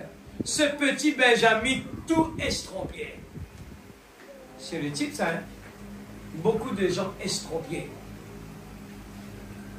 Injures contre Dieu. Les gens, Dieu envoie son prophète. Et les gens osent parler de faux prophètes. Beaucoup de gens, Dieu a envoyé Jésus, son fils, sur la terre. Et les gens ont osé parler de chasser des démons en utilisant Belzébul. Mais aujourd'hui, Dieu est en train de réaliser Malachie 4. Il a envoyé, eh bien, son prophète avant le grand jour redoutable pour préparer sa venue. Et qu'est-ce que les gens font? La majorité lui a les rejetés. Et c'était qui a rejeté ce prophète? C'était ses frères de l'Église. Très peu, seulement 12 disciples. Seulement 12 disciples. Et pendant qu'il parlait, Jésus parlait à ses disciples, il y avait la majorité qui était là. Et quand il a parlé de manger sa chair, de boire son sang, la majorité sont partis. Et la même chose s'est reproduite dans notre prophète Branham. Il y avait toutes les églises qui le soutenaient. Mais au moment où le troisième poule est venu en place, il a commencé à parler de la parole révélée. Les gens se sont dit, eh bien là, il fait des erreurs. C'est faute de discernement de l'esprit. Regardez l'esprit de Christ en David, 49. Un petit patience, s'il vous plaît. Regardez l'esprit de Christ en David. Laissez-le tranquille, car le Seigneur lui a dit de me maudire. Écoute ça bien, je termine avec ça là. Maintenant, il vient parler quand ça tire dans son infirme là pour venir avec David pour essayer de maudire lui. David, en tant que roi rejeté, maintenant tu me parles pour être celui pour faire la paix. Mais David répond, laissez-le tranquille. Qu'est-ce qu'il lui dit? Le Seigneur lui a dit de me maudire. Est-ce que tu me comprends l'église? Regarde la façon que David regarde les choses. Quand quelqu'un nous fait du mal, parce que nous sommes innocents, nous pensons, au lieu de prendre une bénédiction, nous pensons d'une autre façon. David, le roi rejeté, quand cet homme il parle mal de lui, il dit laisse-le tranquille. Bon Dieu même qui me dit, il me dit moi. Parce qu'il a une raison, il sent il a une raison pour qu'il fasse bon Dieu de service à garçon pour dire ça. Alors il restait tranquille. Au lieu de cela aujourd'hui, nous voulons lever le poing et nous battre contre lui, voyez-vous? Lui couper la tête. Oui, faites-le sortir, il n'est pas des nôtres. Laissez-le tranquille. Le Seigneur lui a dit de me maudire. Ce petit estropié qui courait là-bas, jetant de la terre contre David. 53. Et ce petit homme qui jetait de la terre tomba sur sa face et implora grâce. Laissez-le tranquille. L'Esprit de Christ en nous ne l'excommuniez pas. Souvenons-nous que toutes ces choses doivent s'accomplir. Nous avons une chose à faire. C'est aller de l'avant, l'Église. Dieu a promis qu'il ferait concourir toutes choses au bien de ceux qu'il aime. Gardons le discernement de l'Esprit. Gardons l'objectif juste. Nous sommes ici pour servir Dieu. Chacun fraternisant, allant de l'avant et servir Dieu. Si l'homme a le mauvais objectif, alors qu'arrivera-t-il? Vous voyez, 57. Discernez cet esprit. Voyez s'il est de Dieu ou non. Voyez si celui-ci agit comme lui. Voyez si vos émotions, si quelqu'un vous fait des histoires et vous éclabousse votre vie, et vous savez que vous êtes tous ce qu'il y a de plus innocent, et vous savez que vous avez l'Esprit de Dieu, alors n'essayez pas de vous séparer. N'essayez pas d'agir avec mesquinerie envers eux. Ne les maudissez pas. Allez simplement de l'avant, sachant que Dieu a fait ceci pour vous donner un test et voir comment vous le prendriez. Il devra de toute façon y venir. 59. Je suis content d'être l'un de ceux qui aiment rouler en tenant le guidon, saisissant les deux côtés de la croix en disant: je n'apporte rien dans mes bras. Ô Seigneur, laisse-moi me tenir à la croix. Je n'ai pas de connaissances intellectuelles. Je n'ai rien, Seigneur. Laisse-moi simplement m'agripper ici et regarder tout là-bas au loin. 61. Il a dit: c'est là que vous avez commis votre erreur, les gars. Vous êtes tous de meilleurs cyclistes que moi. Mais vous regardiez ici, et cela vous a rendu nerveux de voir ce qui... Vous essayez de trouver l'équilibre, alors vous êtes tombé. Il a dit: moi je n'ai jamais regardé ici, je gardais les yeux fixés sur l'arrivée, et je suis resté d'aplomb. Juste ça pour ceux qui ne connaissent pas l'histoire. Mon bonhomme raconte l'histoire d'une compétition de bicyclette. Il y avait un petit garçon, il n'était pas vraiment bon, excuse-moi, si quelque chose déjà. Mais le but principal que je comprends.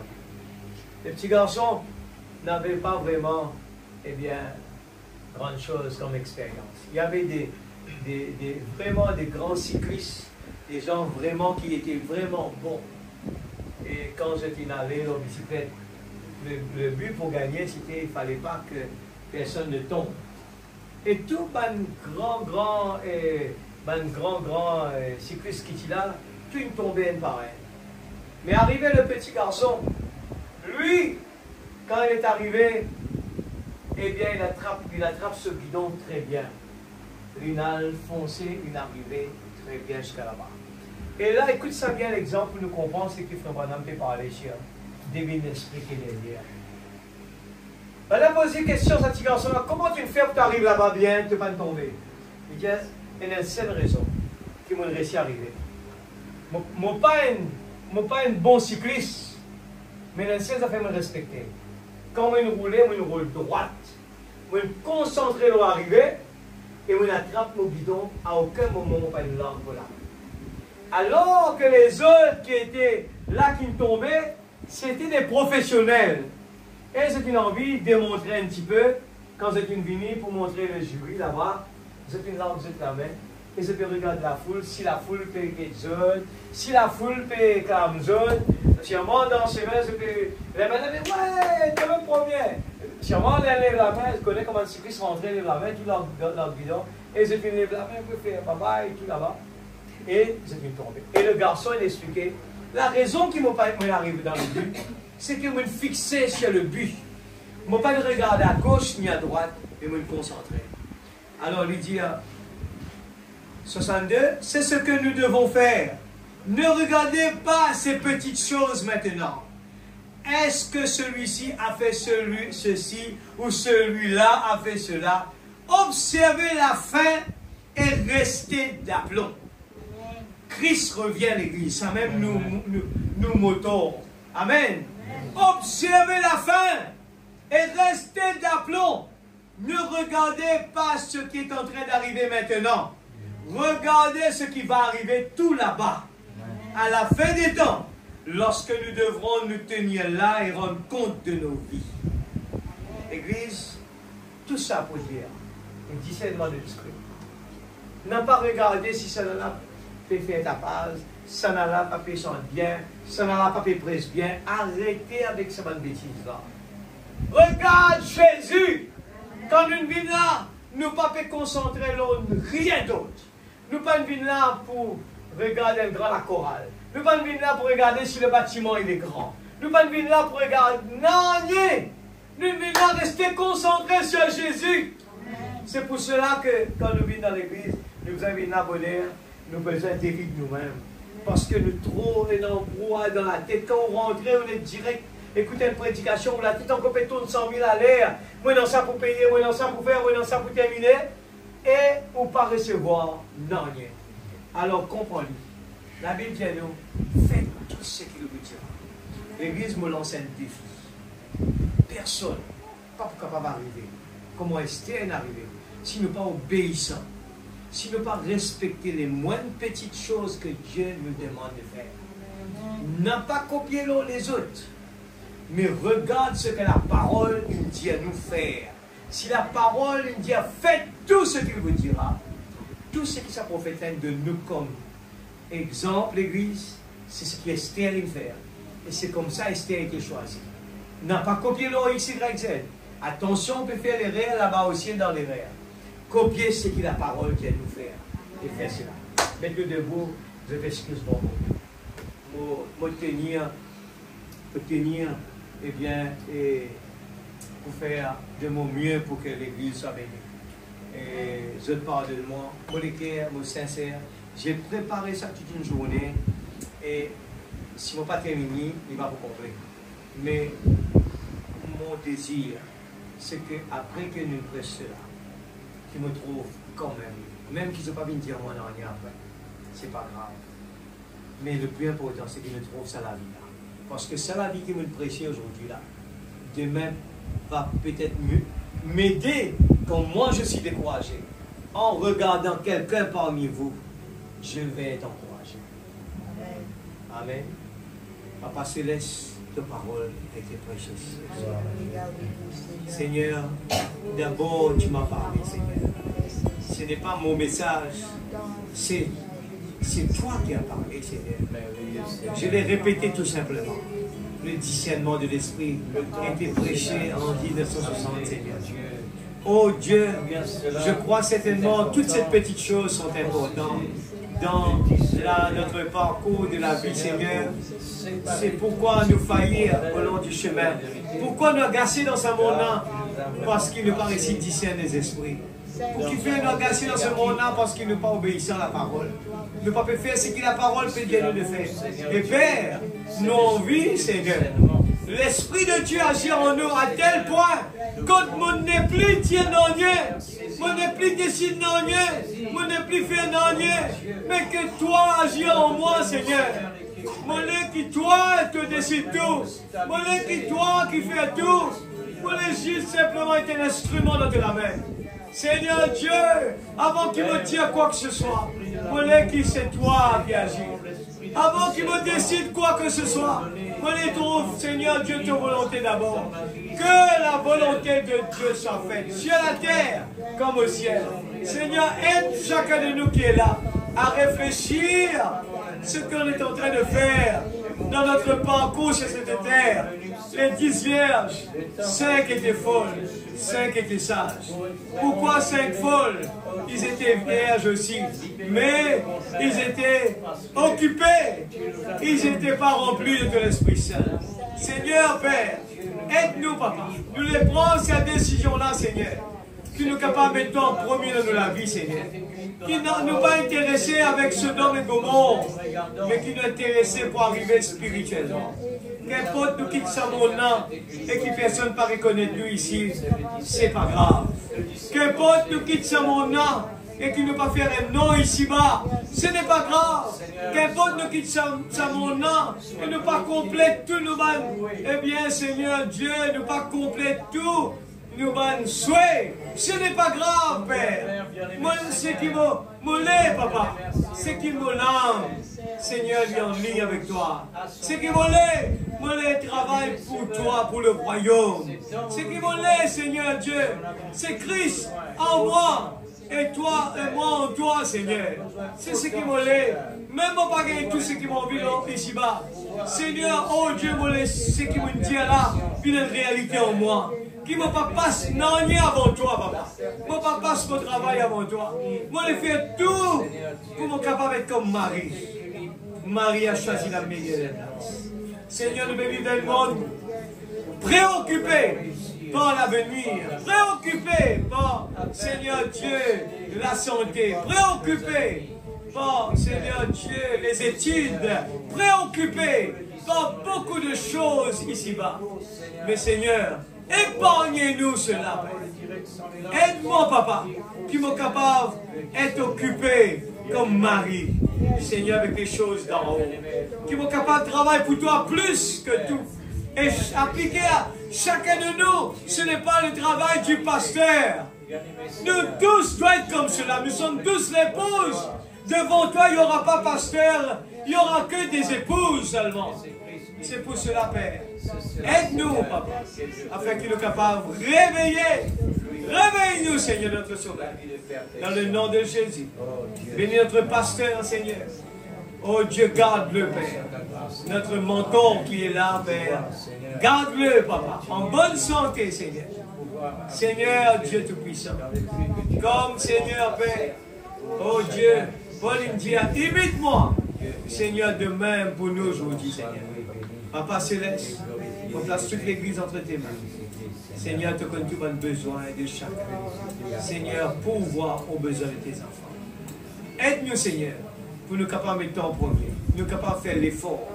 Même qui tout paraît difficile, tu ne pas trouver l'excuse pour ne pas te mettre en premier dans notre vie, Seigneur. Père, je te prie au nom de Jésus-Christ. Protège chacun de tes enfants en rentrant à la maison. Que tes anges qu'on peut te donner, Seigneur. Dans le nom de Jésus-Christ. Et te disons merci. Merci pour le prophète que tu nous as donné. Dans le nom de Jésus-Christ, notre Sauveur. Amen. Amen. Amen. Gloire à Jésus.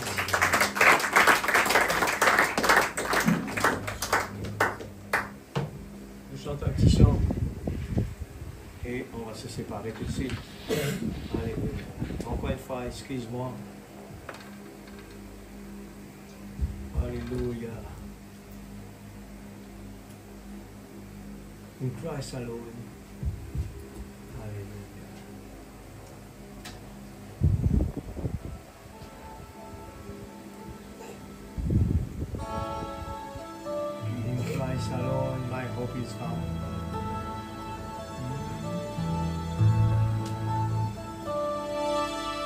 Christ alone, my hope is found.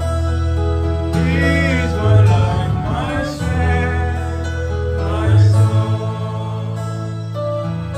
This cornerstone, this falling ground, fell through the fiercest drought and storm.